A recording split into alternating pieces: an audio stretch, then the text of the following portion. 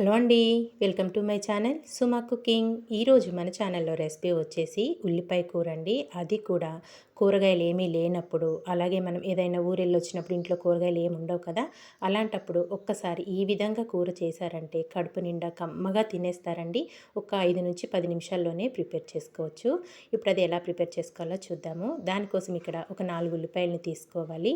మెయిన్గా వచ్చేసి మనం ఎర్రుల్లిపాయలతో చేసుకుంటే ఈ కూర అనేది చాలా బాగుంటుంది. ఉల్లిపాయ పొట్టు తీసేసుకొని ఉల్లిపాయలని కొంచెం పెద్ద ముక్కలుగానే కట్ చేసుకోవాలి. నేను వీడియోలో చూపిస్తున్న విధంగా ఒక ఉల్లిపాయని ఒక 8 ముక్కల్లాగా వెడల్పుగా కట్ చేసుకొని పక్కన పెట్టేసుకోవాలి.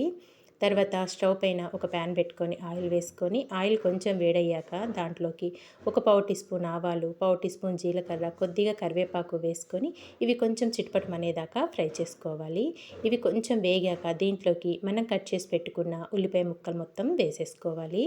ఉల్లిపాయ ముక్కలు మొత్తం వేసేసుకొని ఇదంతా కలుపుకొని ఆయిల్లోనే ఉల్లిపాయ ముక్కలు అనేటివి బాగా మగ్గించుకోవాలండి. చాలా టేస్టీగా ఉంటుంది కూర మట్టుకు. మనకి ప్లెయిన్ బగారా రైసు, అలాగే వెజిటేబుల్ పులావు, ఇంకా చికెన్ బిర్యానీ ప్రిపేర్ చేసుకుంటాం కదా, అలాంటి వాటిల్లోకి ఇలా కూర చేసుకొని కలుపుకొని తింటే మటుకు చాలా అద్భుతంగా ఉంటుందండి. ఇక్కడ ఉల్లిపాయ ముక్కలు మళ్ళీ ఒకసారి కలిపేసుకుందాము. మధ్య మధ్యలో మూత తీసుకుంటూ మనం వేసుకున్న ఉల్లిపాయలు అనేటివి ఇలా విడివిడిగా అయిపోయి మంచి కలర్ వచ్చే వరకు ఆయిల్లోనే మగ్గించుకోవాలి. ఇదంతా కలుపుకొని దీంట్లోకి ఒక 2 నుంచి 3 వరకు పచ్చిమిర్చిని సన్నగా బారుగా కట్ చేసుకొని వేసేసుకొని ఇదంతా కలుపుకొని మళ్ళీ మూత పెట్టేసుకొని మగ్గించుకుందాము. మనం ఉల్లిపాయ ముక్కలు అనేటివి ఇంకాస్త మగ్గాలి, అలాగే కలర్ కూడా కొంచెం చేంజ్ అవ్వాలండి. ఇక్కడ మనం వేసుకున్న ఉల్లిపాయ ముక్కలు అనేటివి ఆయిల్లో బాగా మగ్గిపోయినాయి. ఇంక ఇదంతా ఒక్కసారి బాగా మిక్స్ చేసేసుకొని దీంట్లోకి కచ్చాపచ్చా దంచుకున్న అల్లం వెల్లుల్లి పేస్ట్ వేసేసుకోవాలి. అప్పటిదప్పుడు దంచుకొని వేసుకోండి, మరింత రుచిగా ఉంటుంది. ఫ్లేవర్ కూడా చాలా బాగా వస్తుంది మనకి. అల్లం వెల్లుల్లి పేస్ట్ కూడా వేసేసుకున్నాక దీంట్లోకి ఒక పావు టీ స్పూన్ వరకు పసుపు, అలాగే రుచికి సరిపడినంత సాల్టు, ఒక పావు టీ స్పూన్ వరకు గరం మసాలా, ఒక టేబుల్ స్పూన్ వరకు కారం కూడా వేసేసుకోవాలి. ఇక్కడ నేను ఒక టేబుల్ స్పూన్ వరకు కారం వేసేసుకున్నాను. ఒక పావు టీ స్పూన్ వచ్చేసి గరం మసాలా, ఒక పావు టీ స్పూన్ వచ్చేసి ధనియాల పొడి కూడా వేసేసుకోవాలి.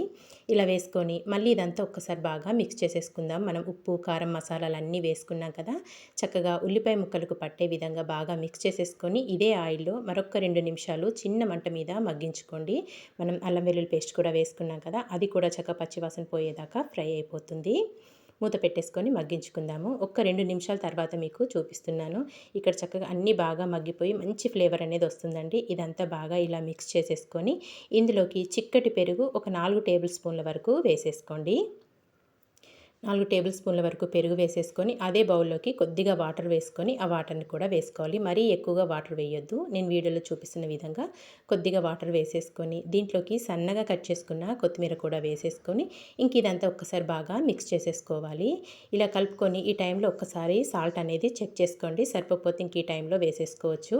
ఇదంతా ఇలా బాగా మిక్స్ చేసేసుకొని మూత పెట్టేసి చిన్న మంట మీద ఒక 4 నుంచి 5 నిమిషాలైనా కుక్ చేసుకుంటే మనకి ఆయిల్ అనేది సపరేట్ అవుతుంది.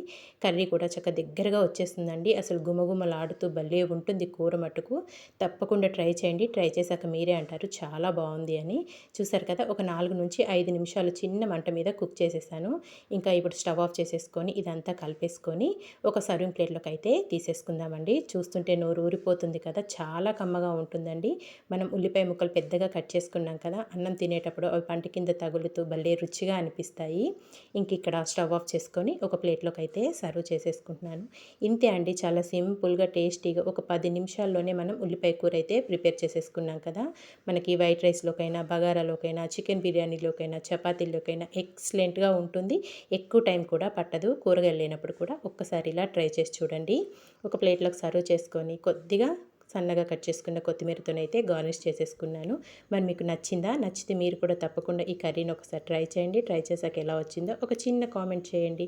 ఇలాంటి మంచి మంచి వీడియోస్ కోసం వెంటనే మరి మన ఛానల్ని సబ్స్క్రైబ్ చేసుకోండి ఫ్రెండ్స్. వీడియో నచ్చితే మీ ఫ్రెండ్స్కి, రిలేటివ్స్ కూడా షేర్ చేసేయండి. Thank you for watching.